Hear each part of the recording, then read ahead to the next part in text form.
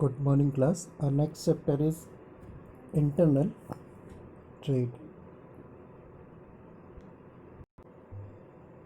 Trade refer to buying and selling of goods and services for earning profit.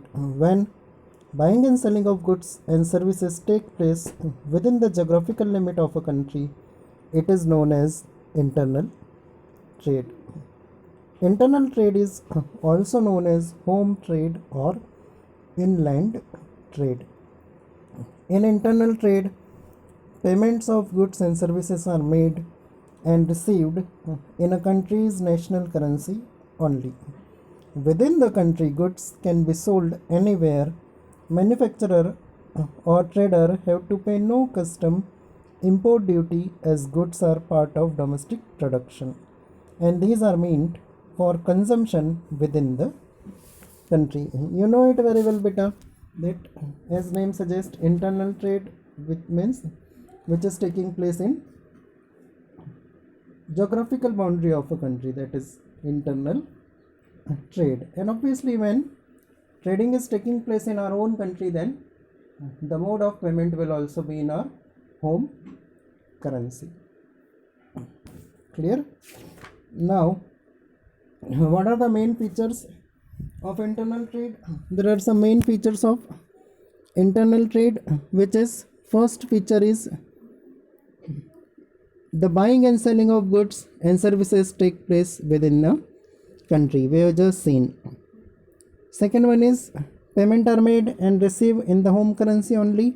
I have just explained, when a business is taking place in India only, then the payment will be made in home currency, that is rupees. There is no or very few formalities to be completed by the trader. If you want to start a business or start a trade in India, then you will have to follow or observe very few formalities.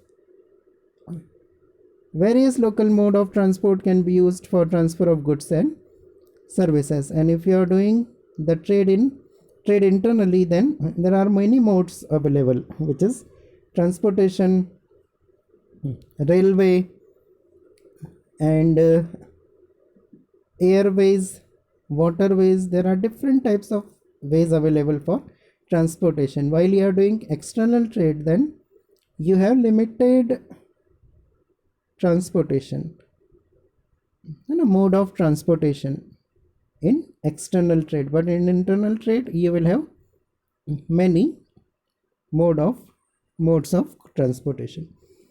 Now, some types of internal trade. So internal trade can be classified in two categories.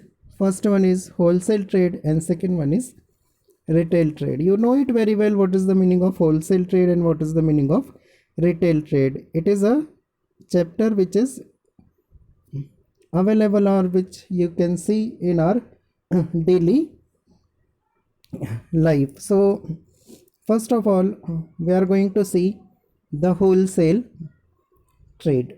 What is the meaning of wholesale trade? So it refers to the trade in which goods are sold in large quantities.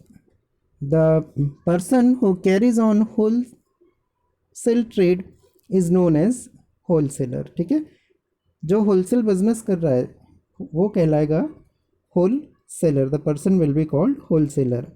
Wholesaler buy the goods directly from manufacturer in bulk and sell them to small lots to the retailer. So in simple way we can say wholesaler is a link or mediator between manufacturer and retailer. What they do, they purchase the goods from the manufacturing units and in bulk, and they sell it to the retailers. A wholesaler act as a middleman between the manufacturer and retailer. Yes, I also explained it. Clear? It is general topic बेटा, है ना. इसको आप subject की तरह ना पढ़ते हुए अपनी डेली लाइफ से रिलेट करते हुए पढ़ो, आपको सारी चीज़ें इजीली समझ में आ जाएगी. Clear? If you have any doubt, then you can ask. Thank you so much.